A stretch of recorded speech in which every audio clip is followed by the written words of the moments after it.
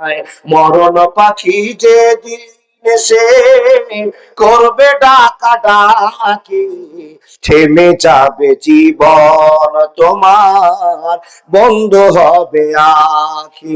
ওরে মন, থেমে যাবে জীবন তোমার, বন্ধ হবে আখি। মরণ পাখি যেদিন এসে করবে ডাকা ডাকি, থেমে যাবে জীবন তোমার, বন্ধ হবে আখি। থেমে যাবে জীবন তোমার, বন্ধ হবে আখি। দুনিয়াতে আছো তুমি টাকা পয়সা নিয়ে, কবর মাঝে করবে দাফন সাদা কাফন দিয়ে।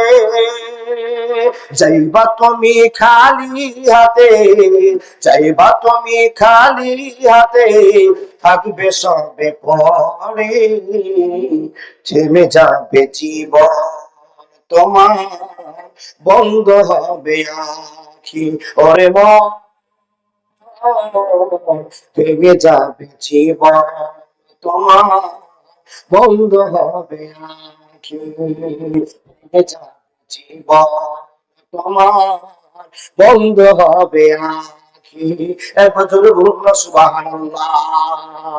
বন্ধুরা আমার, কথা বলতে আরম্ভ করলাম, আপনি আল্লাহকে চতুর্থ নম্বর আয়াতটা বলছেন, ইয়াকা না'বুদু ওয়া ইয়াকা নাস্তাইন। হে আল্লাহ, তোমার ইবাদত করি আর কোন বিপদে পড়ে গেলে তোমার কাছে সাহায্য চাই। 4 নম্বর চলে গেল। 5 নম্বর আপনি বলছেন ইয়াকা না'বুদু ওয়া ইয়াকা নাস্তাইন, শেষ হয়ে গেল। একবার আপনি বলছেন ইহদিনাস সিরাতাল মুস্তাকিম। হে আল্লাহ, তুমি আমাকে সরল সঠিক পথ দেখাও। আল্লাহর কাছে নামাজের মাধ্যমে আপনি বলছেন ইহদিনাস সিরাতাল মুস্তাকিম, আল্লাহ তুমি আমাকে সরল সঠিক পথ দেখাও। তারপরে আপনি বলছেন সিরাতাল্লাযিনা আন'আমতা আলাইহিম, আবার বলুন একবার মুখ থেকে সিরাতাল্লাযিনা আন'আমতা আলাইহিম। আপনি মানেটা শুনে যান। 6 নম্বরে একটা আপনি বলছেন সিরাতাল্লাযিনা আন'আমতা আলাইহিম। হে আল্লাহ, তোমার কাছে নামাজের মাধ্যম দিয়ে আশ্রয় চেয়ে নিয়েছি। আল্লাহ, তুমি ওই সমস্ত লোককে যাদেরকে তুমি দয়া করেছ, যাদেরকে তুমি ভালোবেসেছ, যাদেরকে তুমি জান্নাতের নায়ক নায়িকা বানিয়েছো, আল্লাহ সেই লোকগুলোর সঙ্গী হওয়ার জন্য সিরাতাল্লাযিনা আন'আমতা আলাইহিম আমি বলছি, মাবুদ রে, ওই সমস্ত লোকের সঙ্গে তুমি আমার বন্ধুত্ব রাখতে সময় করে দাও। আল্লাহ, সেই সমস্ত লোকের যে মতো জীবন যাপন করে তুমি সুযোগ করে দাও, যাদেরকে তুমি দয়া করে ঘোষণা করেছো সিরাতাল্লাযিনা আন'আমতা আলাইহিম। তারা আপনি বলছেন গায়রিল মাগযুবি আলাইহিম, আপনি বলছেন ওই সমস্ত লোকের পথ দিও না যাদের প্রতি তুমি রাগ করেছো, যাদেরকে তুমি দুনিয়াতে মার্ডার করেছো, যাদেরকে তুমি দুনিয়াতে ধর্ষণ করেছো, যাদের পরিণাম আখিরাত খারাপ করেছো। গায়রিল মাগযুবি আলাইহিম, আল্লাহ ওই সমস্ত লোকের পথ চাই না যাদেরকে তুমি রাগ দেখিয়েছো, ওই সমস্ত পথ থেকে আমাদের বাঁচিয়ে দাও। এত কি কথা বলছেন, তারপরে আপনি বলতে আরম্ভ করলেন আল কুল হুয়াল্লাহু আহাদ আল্লাহুস সামাদ লাম ইয়ালিদ ওয়া লাম ইউলাদ। বন্ধুরে, এক রাকাত নামাজ পড়া হয়ে গেল, কিন্তু এই নামাজের ভিতরে আল্লাহকে কি বললাম এখন পর্যন্ত বুঝে শেষ করতে পারলাম না। কথা ঠিক না বল? সব আয়াতগুলোকে পিছনে ফেলে দিলাম, শুধু একটা আয়াত। কোন আয়াতটা আলোচনা হবে আবার মুখ থেকে বলুন সিরাতাল্লাযিনা আন'আমতা আলাইহিম। আবার বলুন না সিরাতাল্লাযিনা আন'আমতা আলাইহিম।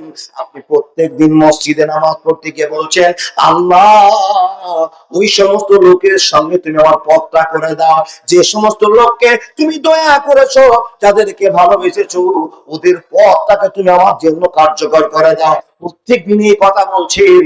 আল্লাহ তাবারাক ওয়া তাআলা আপনাকে উত্তর দিয়ে বলছেন, ওরে দুনিয়ার মানুষ, তোরা পারবি না, পারবি না, পারবি না। প্রত্যেকদিন তুমি বলছো সিরাতাল্লাযিনা আন'আমতা আলাইহিম, ওই সমস্ত মানুষের পথ তোমাকে দেখার জন্য তুমি আবেদন করেছো, কিন্তু না না না, তোমরা ওই সমস্ত লোকের পথ ধরতে পারবে না। আপনি এখন প্রশ্ন করে বলবেন মাওলানা, আমরা কেন ওই সমস্ত লোকের পথ ধরতে পারবো না? তো আল্লাহ তাবারাক ওয়া তাআলা বলছেন, বান্দা বান্দারে, ওই সমস্ত লোকের পথ ধরতে তোমরা পারবা না। তার একটাই কারণ হলো ফাত্তাকুদ দুনিয়া ওয়াত্তাকুন নেশা। দুনিয়ার মহব্বতে পড়ে গিয়ে আখিরাতকে তোমরা ছেড়ে দিয়েছ, ইস্তিজাতের মহব্বতে পড়ে আখিরাতকে ভুলে গেছো। এ বান্দা কান করে শুনে নাও, তাই তো তোমাদের দ্বারা সম্ভব নয়, তোমরা আল্লাহকে ভুলে গিয়েছো। শুনে নাও, শুনে নাও, ইন্না ইলাইনা ইয়াবাহুম সুম্মা ইন্না আলাইনা হিসাবাহুম। যাদের হৃদয়ে আছে আল্লাহর ভয়, তারা কবু পথ ভুলে যায় না। আল্লাহর প্রেম ছাড়া এই দুনিয়ায় কারো কাছে হাত পেতে চায় না। গভীর রাতে যারা সিজদাতে রয়, দুটি চোখে যেন তার নদী বয়ে যায়। ছলনার হাতছানি যতই আসুক, পিছনে ঘুরে সে তাকায় না। যাদের হৃদয়ে আছে আল্লাহর ভয়, তারা প্রভু পথ ভুলে যায় না। লিল্লাহি তাকবীর। যাদের ভিতরে আল্লাহর ভয় আছে, ওরা কোনোদিন পথ হারাবে না, হারাবে না, হারাবে না। আজকের টোটাল আলোচনা হবে সিরাতাল লাযিনা আনআমতা আলাইহিম। মানেটা বুঝলেন না?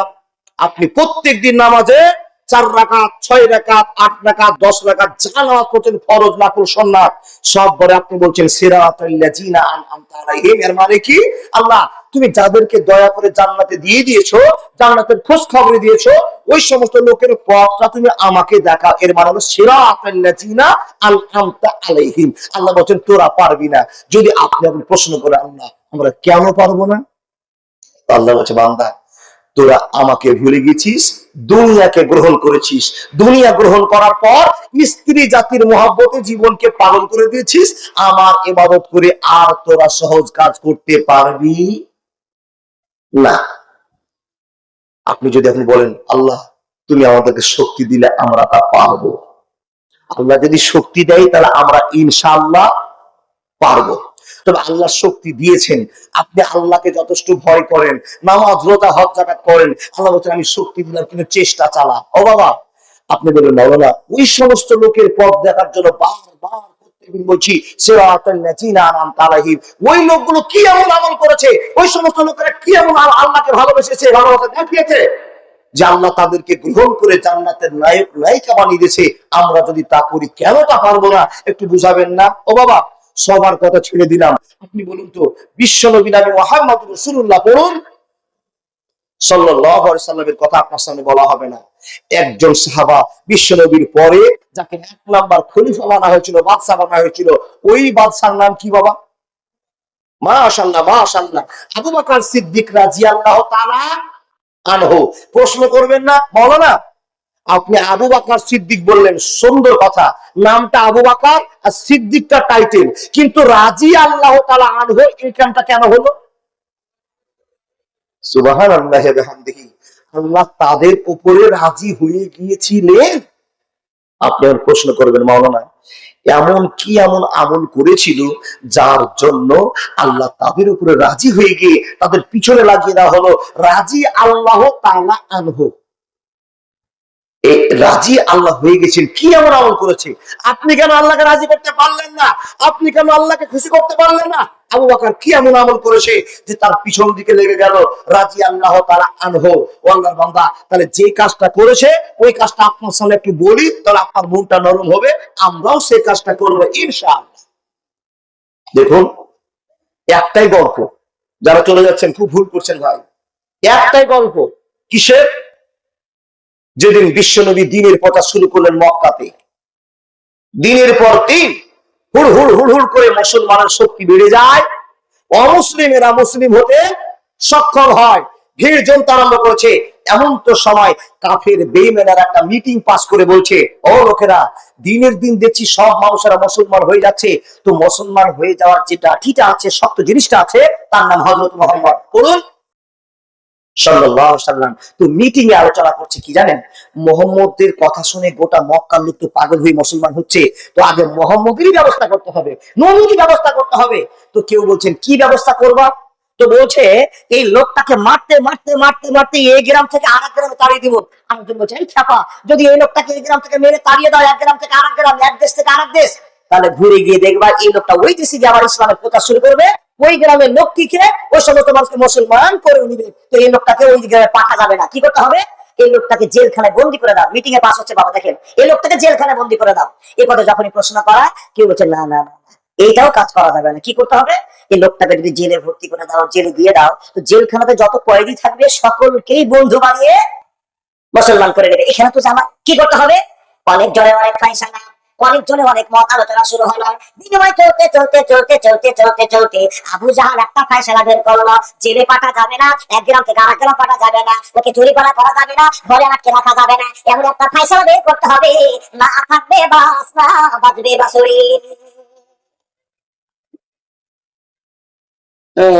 ওখানে ভালো বক্তা আছে, মানসি দাও, লাঠি ফিরে চলে দাও। বন্ধু সিদ্ধান্ত পাস হয়ে গেল, বোকার মতো মিটিং এ কথা বলিও না, একটাই ফাইনাল ডিসিশন নিতে হবে, মোহাম্মদ আর দুনিয়াতে রাখা চলবে না, মেরে ছাড়া করে দিতে হবে, মেরে ফুটে দিতে হবে, সারা একবারে বন্ধ হয়ে যাবে। মিটিং এর পাস হয়ে গেল, বন্ধু আমার 17 জন লোক তৈরি হয়ে গেল, তুমি এক বংশের লোক, তুমি এক বংশের লোক, তুমি এক বংশের লোক, 17 বংশের লোককে আবু জাহাল করে নিল, সবাই একটা বড় লোকের ছোড়া নিবে, সবাই তিন ধরে পড়বে, আজ রাতে হযরত মুহাম্মদ রাসূলুল্লাহ সাল্লাল্লাহু আলাইহি ওয়াসাল্লামকে মেরে শেষ করে দেওয়া হবে। যদি মুহাম্মদকে মেরে দেওয়া হয় আর কালিমার প্রচার হবে না, ইসলামের পতাকা উড়বে না, মুসলমানিয়াত সমস্যা থাকবে না, হযরত মুহাম্মদকে মেরে